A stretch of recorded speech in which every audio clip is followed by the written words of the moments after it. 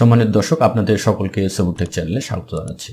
সম্মানিত দর্শক, এই ছোট ভিডিওতে আমরা দেখব কিভাবে গুগল ক্রোম ইন্টারনেট ব্রাউজারকে উইন্ডোজ 10 পিসির জন্য ডিফল্ট ইন্টারনেট ব্রাউজার হিসেবে সেট করা যায়। সম্মানিত দর্শক, এর জন্য আমি দুটি পদ্ধতি দেখাচ্ছি। এখানে দেখুন স্টার্ট মেনু দেখতে পাচ্ছি। এখানে আমরা মাউসের লেফট বাটন ক্লিক করব এবং এখানে আমরা যে কম্পিউটার শাটডাউন করি তার উপরে রয়েছে সেটিং আমরা ক্লিক করব। সেটিং এ ক্লিক করার পরে আমরা চলে যাব অ্যাপসে। এখানে অ্যাপস দেখতে পাচ্ছি, অ্যাপসে ক্লিক করব। এরপর আমরা এখানে দেখতে পাচ্ছি ডিফল্ট অ্যাপস, এটাতে আমরা ক্লিক করব।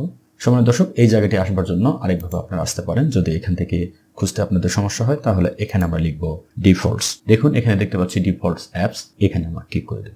সম্মানিত দর্শক, আগের পেজটিতে এখানে চলে আসছি। আমরা এখানে ডিফল্ট অ্যাপসে ক্লিক করেছিলাম আগের বার। তো এখানে আমরা নিচে চলে আসবো। এখানে আমরা দেখতে পাচ্ছি ওয়েব ব্রাউজার। এখানে আমরা দেখতে পাচ্ছি আমার কম্পিউটারের জন্য মাইক্রোসফট এজ নামে যে উইন্ডোজের ইন্টারনেট ব্রাউজার রয়েছে সেটি এখানে আমার ডিফল্ট ব্রাউজার হিসেবে রয়েছে। তো এখানে আমি যেহেতু ক্রোম চাই, আমরা এখানে ক্লিক করে দেব। তো আমি ক্লিক করে দিলাম এবং দেখুন এখানে চুজ অ্যান অ্যাপ এসেছে। আমরা এখান থেকে শুধু গুগল ক্রোম না, এখানে ফায়ারফক্স অথবা যে কোনো কিছু আমরা এখান থেকে সিলেক্ট করে দিলি এখানে ডিফল্ট ওয়েব ব্রাউজার হিসেবে এটি চালু হয়ে যাবে। সম্মানিত দর্শক, যেহেতু আমরা ক্রোম ব্রাউজারকে ডিফল্ট হিসেবে সেট করতে চাই, আমরা ক্রমে মাউসের কার্সর নিয়ে গিয়ে মাউসের লেফট বাটন ক্লিক করে দেব।